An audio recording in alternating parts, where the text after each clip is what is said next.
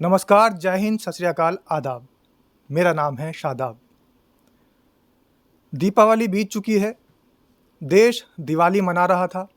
गोवर्धन पूजा भी लोगों ने की और भाई दूज का त्यौहार भी आ गया है। दिवाली जो मनाई गई देश के अंदर, उम्मीद करता हूँ सबकी सकुशल मनाई गई होगी। लेकिन दिवाली अपने पीछे एक सवाल छोड़ कर गई है। गोवर्धन पूजा है। श्री कृष्ण के मानने वाले जो यदुवंशी हैं, उनके लिए तो बहुत ख़ास महत्व रखती है। तो हमारे साथ भी आज स्टूडियो में डॉक्टर अरुणेश यादव जी जुड़े हैं। बहुत बहुत स्वागत है सर जी, आपका। बहुत बहुत धन्यवाद। तो यादवों की ही बात कर लेते हैं।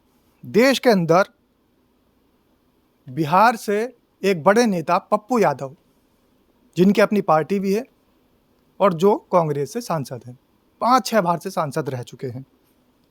सर, उनके ऊपर भारतीय जनता पार्टी के एक कद्दावर कहे जाने वाले नेता ने एक सवाल उठाया है कि अगर उन्होंने बयान दिया था तो अब रो क्यों रहे हैं, और कई कुंटल का व्यक्ति बताया है, बॉडी शेमिंग की है। ये कहा कि इतने कुंटल की जो उनकी बॉडी है, इस तरीके से अभद्र जो बातचीत उनके लिए शब्द कहे हैं। तो क्या मायने रखते हैं इस तरीके की बॉडी शेमिंग राजनीति में? देखो साहब, सबसे पहली बात तो ये है कि जिस नेता का आप जिक्र कर रहे हैं, तो मैं उन्हें कद्दावर तो नहीं मानता।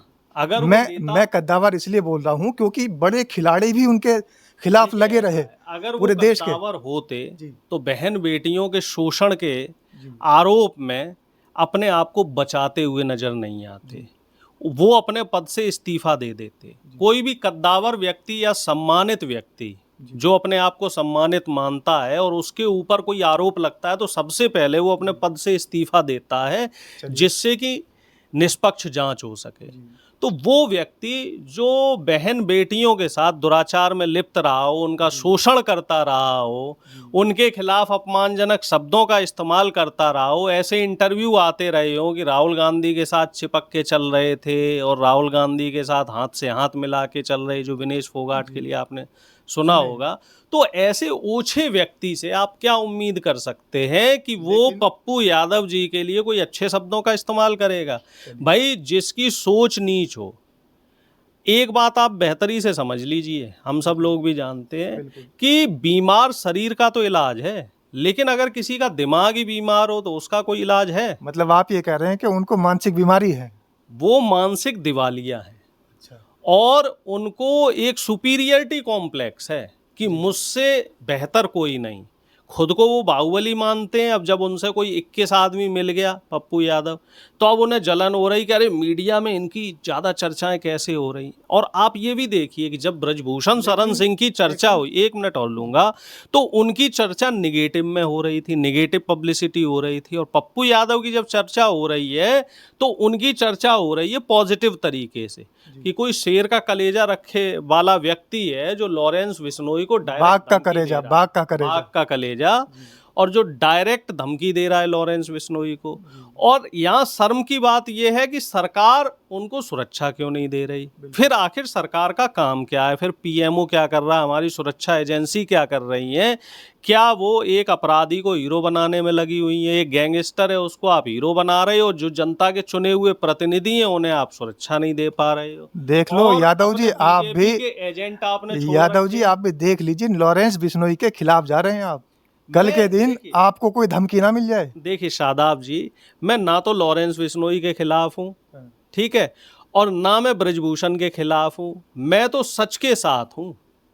अब इसमें चाहे लॉरेंस आए चाहे ब्रजभूषण आए, जो गलत है वो गलत है। क्योंकि हमारे देश का संविधान और हमारे देश का जो लोकतंत्र है, वो हम जैसे लोगों को, आप जैसे लोगों को आज़ादी देता है कि हम अपनी राय व्यक्त कर सकें, हम अपना विरोध दर्ज कर सकें। और जिस दिन ये आज़ादी ख़त्म हो जाएगी, जो तकरीबन ख़त्म होने पे ही है, वो तो देश की महान जनता है जो मोदी जी को 240 पे आके लटका दिया और संविधान बच गया। नहीं तो हम आप लोग ऐसे खुल के बात नहीं कर पा रहे होते। ऐसे चैनल जो सच खबर दिखाते हैं उन चैनल्स को अब तक बंद कर दिया जाता। ब्रॉडकास्टिंग बिल अभी अटका हुआ है, ब्रॉडकास्टिंग बिल में फेरबदल करके ये आवाज को दबाने की कोशिश भी कर रहे हैं। डॉक्टर साहब, हालांकि ब्रजभूषण इनकी ये जी साजिश ने कामयाब नहीं होगी। ब्रजभूषण जी ने सिर्फ इतना कहा है कि अगर आपको रोना था और आपको इतना डर था तो इस तरीके का बयान क्यों दिया?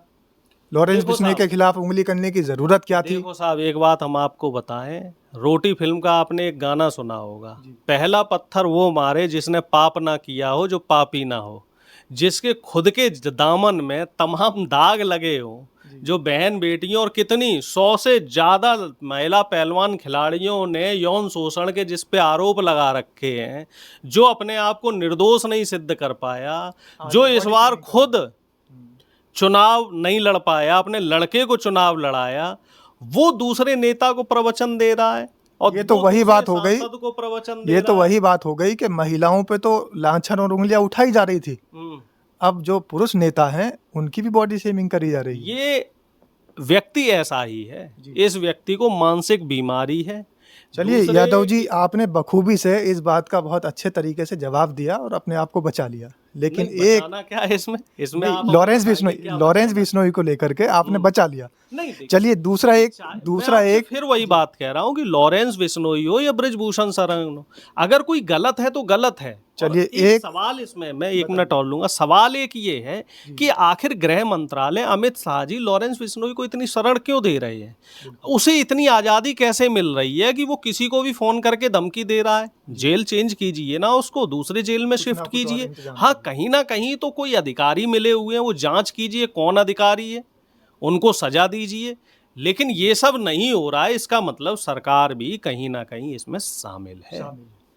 चलिए, आपने सरकार पर सीधा आरोप लगाया कि सरकार भी शामिल है। इनकी जो ये चल रही है बदजुबानी कह लीजिए या फिर इनका ओछी मानसिकता इसको कह लीजिए। एक और यादव, बड़ा नाम, बॉलीवुड में भी अच्छा नाम है जी, और लोग बाग उन्हें पसंद करते हैं।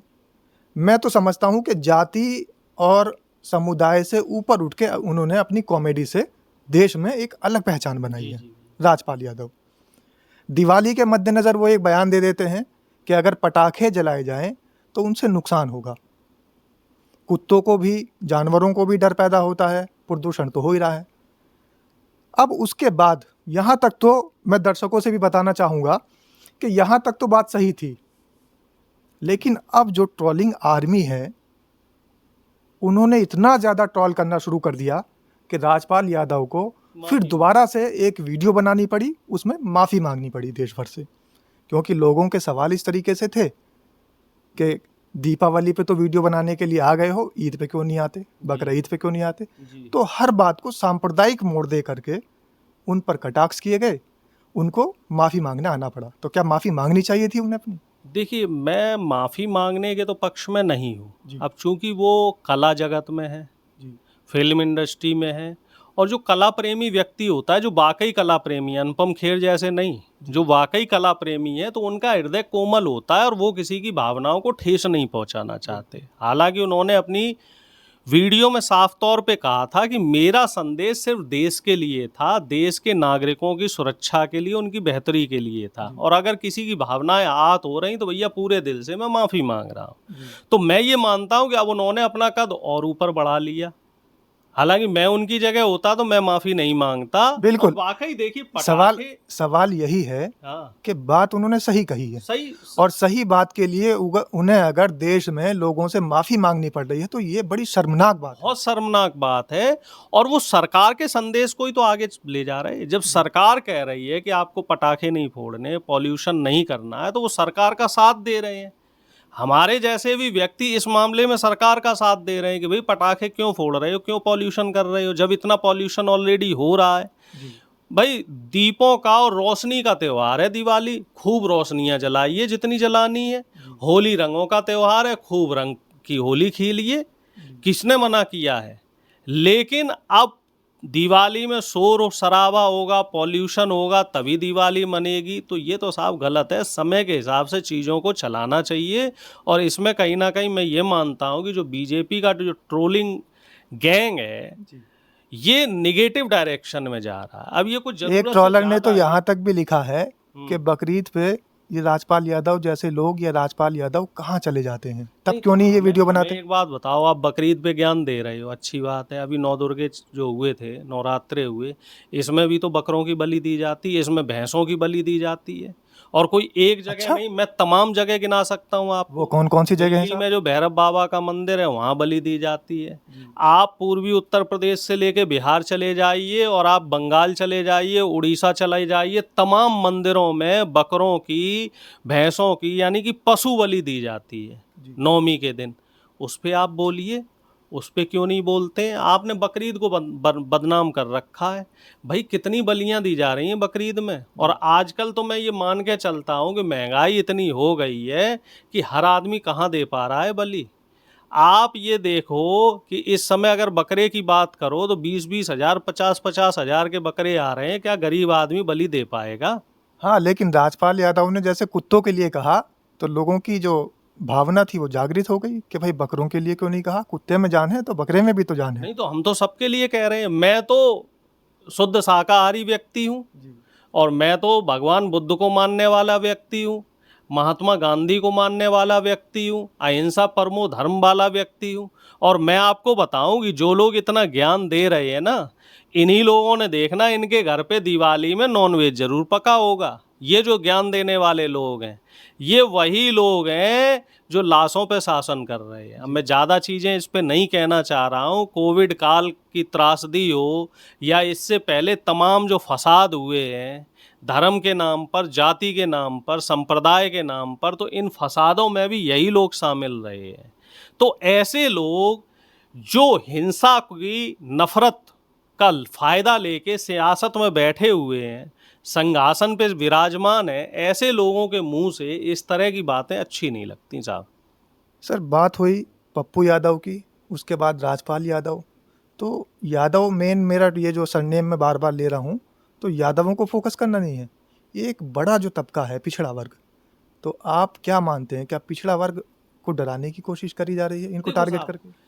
योगी जी एक तरफ तो, और योगी जी हो या बीजेपी हो, ये हिंदू एकजुट करने की बात करते हैं। जी। वो सिर्फ तब जब इन्हें हिंदू मुस्लिम पोलराइजेशन करना होता है, ध्रुवीकरण करना होता है। इनकी जो असल मंशा है, असल मंशा ये है साहब कि इनको सबसे ज़्यादा, आप देखो 2014 के बाद आप एक पैटर्न समझिए सादाब जी, जी। सबसे ज़्यादा जातीय भेदभाव पिछले 10 सालों में हुआ है। आप जैसे और हम जैसे लोगों को तो मालूम ही नहीं था कि हाँ, हिंदू और मुस्लिमों में इतना भेदभाव हो सकता है। मुझे खुद नहीं मालूम था कि यादव ब्राह्मण या दलित के बीच में इतना भेदभाव हो सकता है। पिछले 10 साल में मैंने इस चीज़ को बड़ी बारीकी से महसूस किया है कि समाज के बीच में कितनी खाइयाँ जो एक बढ़ रही हैं, वो किस कदर बढ़ा दी हैं। और इसी खाई का और जो नफ़रत का फ़ायदा और जो इसका क्या कह सकते हैं, इसका लाभ बीजेपी उठा रही है। मतलब राजपाल यादव की जगह अक्षय कुमार या अनुपम खेर होते तो लोग समर्थन कर सकते थे। करते हैं। यहाँ जाति और धर्म देख के हीरो बनाए जाते हैं, जाति धर्म देख के लोगों को विलेन बना दिया जाता है। और दुर्भाग्य की बात है कि प्रधानमंत्री जी और बीजेपी ये कहते हैं कि जाति और धर्म कुछ नहीं है साहब, मानवता पे भरोसा करो। और सबसे ज़्यादा जाति और धर्म का जो भेदभाव है वो यही लोग फैलाते हैं। और ये हमारे देश की सच्चाई है, कड़वी सच्चाई है। आरएसएस का जो हिडन एजेंडा है वो यही है कि समाज को बांटो, बांटो और राज करो। यही काम ब्रिटिशर्स ने, अंग्रेजों ने किया था और यही काम ये लोग कर रहे हैं। जी। तो यहाँ पर हमने यादवों की बात इसलिए छिड़ी क्योंकि देश के अंदर आज की तारीख में एक बड़े नेता पप्पू यादव की बॉडी शेमिंग का एक आरोप है ब्रजभूषण जी पे। दूसरी तरफ राजपाल यादव ने दिवाली के मद्देनज़र एक वीडियो जारी की जिसमें कहा कि कुत्तों को और पर्यावरण को दीपावली के पटाखों से नुकसान होता है, लेकिन उनको ट्रोल किया गया। उसके बाद उन्हें माफ़ी की एक वीडियो जारी करनी पड़ी। तो आज का टॉपिक यादव जी से हमने इसीलिए यादवों को, सरनेम को, यानी पिछड़े ओबीसी के जाति के ऊपर हमने लिया। और ख़ास तौर से ये जो ट्रोलिंग गैंग का इन्होंने नाम लिया है, इसमें कुछ लोग ऐसे हैं जिन्होंने उस मामले को सांप्रदायिक रूप दे दिया।